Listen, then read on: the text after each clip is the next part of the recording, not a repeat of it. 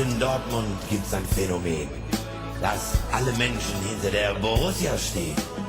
Hier geht man schon aus Tradition zu jedem Spiel ins Stadion. Als Kind bin ich mit meinem Vater gekommen und der wurde auch schon von seinem mitgenommen. Borussia verbindet Generationen, Männer und Frauen, alle Nationen. Hier fragt man nicht nach arm oder reich. Wir Fans auf der Tribüne, wir sind alle gleich. Bei Wind und Wetter sind wir da. Wir alle wollen nur